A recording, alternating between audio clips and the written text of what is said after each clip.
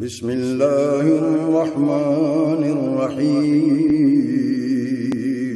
شروع اللہ کے نام سے جو بڑا مہربان نہایت رحم والا ہے۔ لقد أنزلنا إليكم كتابا فيه ذكركم أفلا تعقلون۔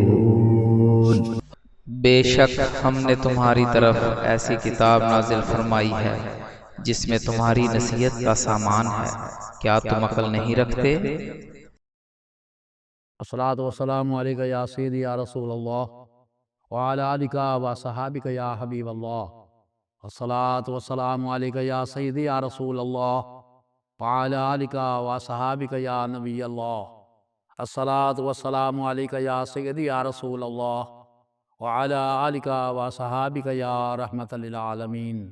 الصلاۃ والسلام علیک یا سیدی یا رسول اللہ وعلی آلک و صحابک یا محمد رسول اللہ صلی اللہ علیہ وآلہ وسلم۔ الحمدللہ الذی ہدانا لہذا وما کنا لنہتدی لولا ان ہدانا اللہ، واشہد ان لا الہ الا اللہ وحدہ لا شریک لہ، واشہد ان محمدا عبدہ ورسولہ۔ اعوذ باللہ من الشیطان الرجیم، بسم اللہ الرحمن الرحیم۔ اللہم انکا عفو کریم تحب العفو فاعف عنی۔ دوستان محترم، غالباً ہماری یہ آخری نشست ہے، آخری جمعہ ہے۔ مسلمانوں کی مساجد میں نماز تراویح سنت مسنونہ ہے، اور حضرت علی ابن ابی طالب رضی اللہ تعالیٰ عنہ اور حضرت علی عمر رضی اللہ تعالیٰ عنہ یہ سنت قائم کرنے کی مسلسل ترغیب دلاتے رہے، حتیٰ کہ حضرت عمر رضی اللہ تعالیٰ عنہ نے اس کو قائم کروا دیا۔ حضرت عبداللہ بن عمر رضی اللہ تعالیٰ عنہ بیان کرتے ہیں کہ رسول اللہ صلی اللہ علیہ وسلم نے فرمایا، روزہ اور قرآن بندے کے لیے قیامت کے دن شفاعت کریں گے۔ روزہ کہے گا، اے میرے رب، میں نے اسے کھانے پینے اور خواہش نفس سے روکے رکھا، لہذا اس کے لیے میری شفاعت قبول فرما۔ اور قرآن کہے گا، اے میرے رب، میں نے اس رات کے وقت نیند سے روکے رکھا اور قیام اللیل میں مجھے پڑھتا یا سنتا رہا، لہذا اس کے حق میں میری شفاعت قبول فرما۔ رسول اللہ صلی اللہ علیہ وسلم نے فرمایا، دونوں کی شفاعت قبول کر لی جائے گی۔ میرے دوستو، پیارے آقا صلی اللہ علیہ وسلم نے ارشاد فرمایا کہ دونوں کی شفاعت قبول کر لی جائے گی، لیکن یہ شرط ہے کہ آپ خلوص دل سے، خلوص نیت سے روزہ رکھیں اور ان تمام احکامات پر عمل کریں جو اللہ کے حبیب صلی اللہ علیہ وسلم نے ہمیں بتلائے ہیں۔ اسی طرح اگر آپ قیام اللیل کرتے ہیں، تراویح پڑھتے ہیں، تو آپ ایسا نہیں کہ جمائیاں لیتے رہیں، کھڑے کھڑے حساب کرتے رہیں، وہ آپ کی سفارش نہیں چلے گی۔ سفارش تب ہوگی اگر آپ اچھی طرح دل لگا کر سنیں گے اور پڑھیں گے۔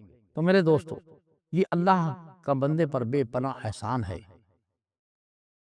ہم دیکھتے ہیں کہ زیادہ تر مسلمانوں کو رمضان المبارک کے خاص مہینے میں خاص اہتمام کا شرف حاصل نہیں۔ وہ پرواہ ہی نہیں کرتے، کیونکہ ان کی چاہت دنیا ہے، وہ دنیا میں کھوئے ہوئے ہیں، وہ دنیا کو چاہتے ہیں، اور اللہ تعالیٰ انہیں دے دیتا ہے دنیا۔ وہ کہتا ہے، لے لو بھائی، تم دنیا لے لو، میں تمہارے سے بعد میں حساب لوں گا۔ تو حضرت عبد الرحمن سے مروی ہے کہ حضرت علی رضی اللہ تعالیٰ نے رمضان المبارک میں قاریوں کو بلایا اور ان میں سے ایک شخص کو 20 رکعت تراویح پڑھانے کا حکم دیا، اور خود حضرت علی رضی اللہ تعالیٰ عنہ انہیں وتر پڑھاتے تھے۔ یوں تو رمضان المبارک کی ساری راتیں ہیں قیام کے لیے افضل ہے، لیکن اس کے آخری عشرہ کی طاق راتیں خصوصی اہمیت کی حامل ہیں، کیونکہ طاق راتوں میں سے ایک رات ایسی ہے جسے ہم لیلۃ القدر کے نام سے جانتے ہیں، اور یہ رات انتہائی فضیلت کی حامل ہے۔ اس لیے جو لوگ رمضان المبارک کے آخری عشرہ میں اعتکاف کی نیت سے مسجد میں تشریف لاتے ہیں یا اعتکاف نہیں اختیار کرتے، دونوں رمضان کے آخری عشرہ میں لیلۃ القدر تلاش کرتے ہیں۔ حضرت عائشہ رضی اللہ تعالیٰ عنہ سے روایت ہے، رسول اللہ صلی اللہ علیہ وسلم نے فرمایا، شب قدر کو رمضان کے آخری عشرے کی طاق راتوں میں، یعنی ایک اور روایت بھی ہے کہ رمضان کی آخری 7 طاق راتوں میں تلاش کرو۔ حضرت عائشہ رضی اللہ تعالیٰ عنہ سے روایت ہے، فرماتی ہیں کہ میں نے عرض کیا، یا رسول اللہ صلی اللہ علیہ وسلم، بتائیے اگر مجھے شب قدر معلوم ہو جائے تو میں اس میں کیا دعا مانگوں؟ آپ صلی اللہ علیہ وسلم نے فرمایا، جو میں نے شروع میں یہ دعا پڑھی تھی، اللہم انکا عفو کریم تحب العفو فاعف عنی۔ اس کا معنی ہے کہ یا اللہ تم مجھے معاف فرما دے، تم معاف فرمانے والا ہے، تو کریم ہے، عفو درگزر کرنے کو پسند کرتا ہے، بس تو مجھے معاف فرما دے۔ میرے دوستو، یہ ہمیں سکھایا گیا ہے، کس لیے؟ کہ ہماری آخرت اچھی ہو جائے، ہماری دنیا اچھی ہو جائے۔ میرے دوستو، حضرت انس رضی اللہ تعالیٰ عنہ سے روایت ہے، پیارے آقا صلی اللہ علیہ وسلم نے ارشاد فرمایا، جب شب قدر ہوتی ہے تو جبریل علیہ السلام فرشتوں کی جماعت میں اترتے ہیں، اور ہر اس کھڑے بندے، بیٹھے بندے پر جو اللہ کا ذکر کرتا ہے، یہ نہیں کہ وہ شراب پی رہا ہو، نہ، جو اللہ کا ذکر کر رہا ہے اس پر سلام بھیجتے ہیں۔ سبحان اللہ۔ حضرت امام مالک رضی اللہ تعالیٰ عنہ سے روایت ہے کہ انہوں نے سکتہ یعنی قابل اعتماد اہل علم کو یہ کہتے ہوئے سنا ہے کہ نبی کریم صلی اللہ علیہ وسلم کو سابقہ امتوں کی عمریں دکھائی گئیں، یا اس بارے میں جو اللہ تعالیٰ نے چاہا دکھایا، تو آپ صلی اللہ علیہ وسلم نے اپنی امت کی عمروں کو چھوٹا خیال فرمایا کہ وہ کم عمروں کی وجہ سے اس قدر کثیر اعمال نہیں کر سکیں گے جس قدر دیگر امتوں کے افراد اپنی طوالت عمری کی وجہ سے کر پائیں گے۔ تو اللہ تعالیٰ نے آپ صلی اللہ علیہ وسلم کو شب قدر عطا فرمائی، جو 1000 مہینوں سے بھی افضل ہے۔ پیارے آقا صلی اللہ علیہ وسلم کسی لمحے کے لیے آپ صلی اللہ علیہ وسلم کسی لمحے کے لیے بھی امت کو نہیں بھولے، اور امت ہر لمحے بھول جاتی ہے۔ بہت کم لوگ ہیں جو پیارے آقا صلی اللہ علیہ وسلم کو یاد کرتے ہیں، جو عشق کرتے ہیں، وہ مقربین ہوتے ہیں۔ حضرت معاذ بن جبل رضی اللہ تعالیٰ عنہ نے بیان کیا کہ پیارے آقا صلی اللہ علیہ وسلم نے فرمایا، جس نے 5 راتوں کو زندہ رکھا اس لیے جنت واجب ہو گئی۔ وہ 5 راتیں یہ ہیں: 8ویں ذی الحجہ کی شب، 9ویں ذی الحجہ کی شب، عید الاضحیٰ کی رات، عید الفطر کی رات، اور 15ویں شعبان کی رات۔ میرے دوستو، اگر آپ ان راتوں کو زندہ رکھتے ہیں، زندہ رکھنے کا مقصد کیا ہے؟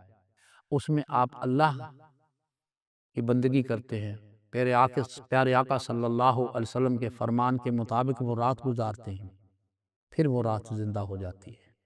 میرے دوستو، حضرت ابو ہریرہ رضی اللہ تعالیٰ عنہ سے روایت ہے کہ حضور پاک صلی اللہ علیہ وسلم نے فرمایا، میری امت کو رمضان المبارک میں 5 ایسی خصوصیات عطا کی گئی ہیں جو اس سے قبل کسی امت کو عطا نہیں کی گئی۔